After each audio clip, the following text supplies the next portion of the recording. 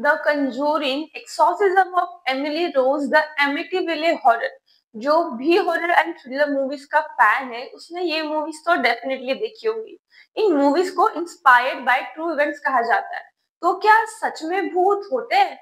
आइए जानते हैं आज के इस वीडियो में। Hello, this is Nazia and you are watching me on एनरिशियस। साल 2005 में एक बहुत पॉपुलर हॉलीवुड मूवी रिलीज हुई थी, द एक्सॉर्सिज्म ऑफ एमिली रोज।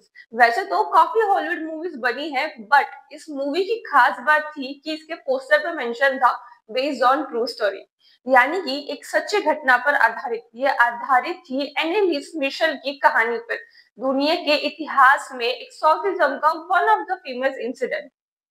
एनिलिस के साथ क्या हुआ ये तो आपने मूवी में देख ही लिया होगा। आज हम उसी केस को एक साइंटिफिक तरीके से देखने की कोशिश करते हैं। एनिलिस का केस एक लौता केस नहीं है, इनफैक्ट ऐसे कई केसेस आपको पूरे वर्ल्ड में देखने को मिल जाएंगे जहां लोगों को लगता है कि उनके शरीर में किसी आत्मा आ गई है। अगर साइंटिफिक तरीके से देखा जाए तो इसे मल्टी पर्सनालिटी डिसऑर्डर कहा जाता है, जहाँ एक ही इंसान की अलग अलग पर्सनालिटीज देखने को मिलती है। इस मेंटल कंडीशन को एक नया नाम दिया गया है, DID, डिसोसिएटिव आइडेंटिटी डिसऑर्डर।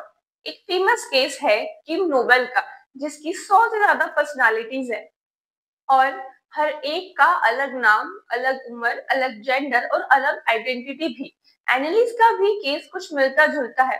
उन पर 10 महीने के टाइम पीरियड में 67 एक्सॉर्सिज्म किए गए और उनके बाद उनकी मौत हो गई।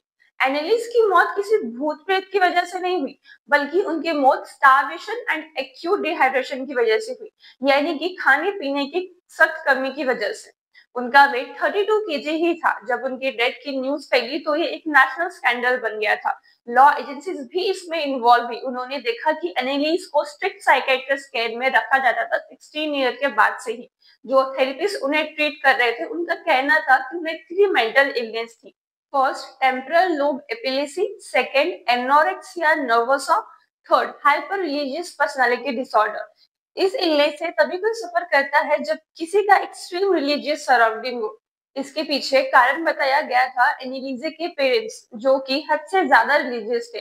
एनिलीजा का बचपन ही एक्सट्रीम रिलीजियस अपब्रिंगिंग में गुजरा था। कारण से एनिलीजा को लगा कि उसके अंदर शैतान बैठे थे। इन सारी चीजों की वजह से एनिलीजा डिप्रेशन में रहा करती थी। वैसे आपको क्या लगता है कि भूत प्रेत होते हैं?